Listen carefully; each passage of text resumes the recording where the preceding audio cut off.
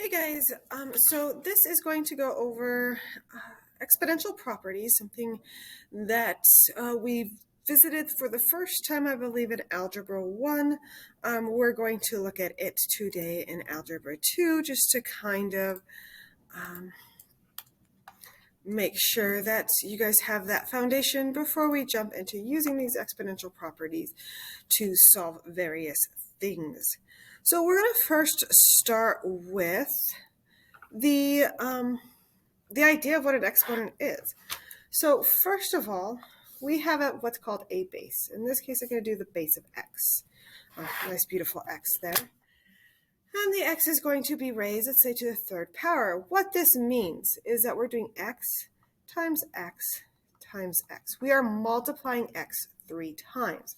This is very different from addition or subtraction, because if I had something like 3x, this is actually saying x plus x plus x. What we're really seeing here when we're talking about exponents is how many times things are being multiplied. Well, when we saw coefficients, we saw how many times things were added. So there are a couple of power properties that allow this to go a little bit quicker. So for example, if I had x to the third power times, and again, these have to be multiplied, x squared, what this is really saying, expanded out, is x times x times x times, and we're going to do these two x times x, because again, we're multiplying x 3 times, and then we're multiplying those 3 x's to these 2 x's. And we get 5 x's, or again, to note it in a simplistic form, x to the 5th. Well, what this means for the property is this is true for anything. We're going to basically take our exponents. If our two bases are the same and they are being multiplied, we will just basically add those exponents.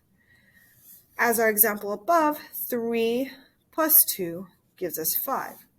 So this is the first property.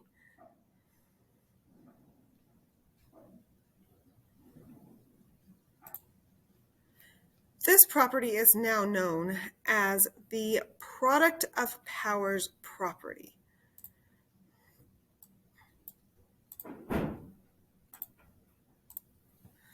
Sorry, my microphone died for a second. Hopefully you could hear me on my microphone. If not, hopefully you could still hear me on my computer. But we're going to move on. We're going to do the power to a power property.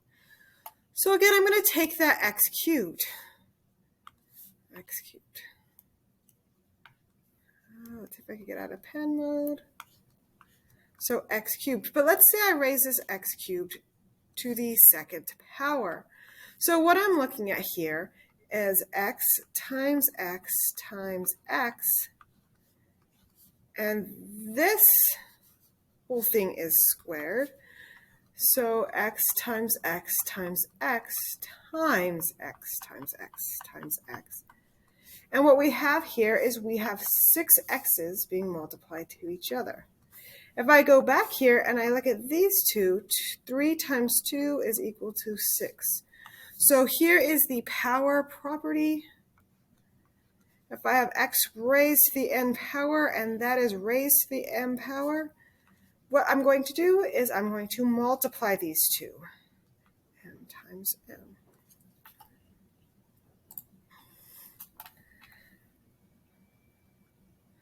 All right, so that is the second exponent property. Okay, now let's say I have something that's like x times y. We don't have the same base, so I cannot raise this to a power. Let's say I do this squared. Well, this is essentially saying x times y times x times y, 2 x's, 2 y's. Again, we don't need parentheses, following order of operations. And just like when we add, we're going to combine, we're going to multiply our like terms. So here we have 2 x's, or x squared, 2 y's, y squared. So essentially what this becomes is this 2 is given to both factors, and only factors, not terms. If this was adding or subtracting, we cannot distribute that to both factors. So in other words, if I have x times y raised to the n power, this will become x to the n times y to the n. All right, so we've been looking at some multiplications. Let's look at some divisions. So let's say I have x to the 4th power divided by x cubed. Well, again, expanding this out, we get x times x times x times x divided by x times x times x. And we have some pairs here in the numerator and denominator. So when we have the pairs, those become 1, and we're left with x to the power of 1. If you notice, we have a 4 minus 3. 4 minus 3 gives us 1. So we could get to the same conclusion by subtracting the numerator exponent from the denominator exponent. And we get the quotient property here of xm divided by xn, and this equals xm minus n. So this is the quotient to a power, or this is a quotient of powers property. Now let's say you come along, and my headphones just died again, but I'm just going to continue on. Let's say we come along and we have something like x divided by y squared. Well, again, this is saying x divided by y times x divided by y. Going straight across with multiplication, that gives us x squared. Going straight across multiplication, that gives us y squared.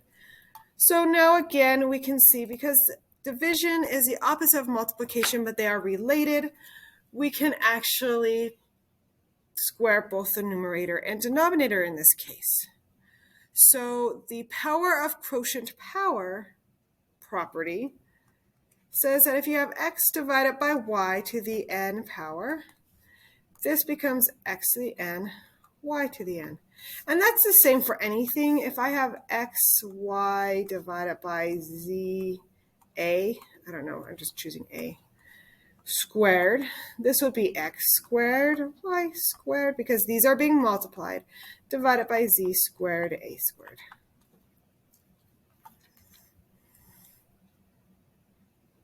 And this is as long as the denominator is not equal to 0. Remember, we cannot have a denominator equal to 0. All right, the next property is the reciprocal. If I have x to the negative m, I can change this to 1 over x to the m. Or if I have x 1 over x to the negative m, you take the reciprocal and this becomes x to the m. And again, these are just properties you memorize. I'm going into depth with some of these. This one is a memorization one. And this is actually why we get this subtraction here, because this is in the denominator. To pull it up to the numerator, it's going to be a negative. All right, the next one is we have x to the 0 power. Well, if you think about it, going back to our, I'm just going to do a's here. If I have x to the a divided by x to the a, and I use that property, and I do a minus a, I get x to the 0. Well, another thing you get is when you have the same base with the same exponent, this is actually equal to 1. So x to the power of 0 is equal to 1. Any base to the power of 0 is equal to 1. I could have 2 to the power of 0. That's going to be equal to 1. I could have 1,000,000, 1,000, quadrillion to the power of 0. That's a million, by the way. That will be equal to 1. Anything to the power of 0 is going to be equal to 1. The last one that we're going to be looking at is the radicals. So if I have the square root of x, and you've always been taught this is the square root of x, there's a little index here, and that is a square. We don't write it because it's written so many times that the square is, the 2 is just kind of invisible. So we have the square root of x, and we could write this as x to the power of 1 divided by this squared, 2. If I had the cube root of x squared, I again can write this as x to the power of 2 divided by 3.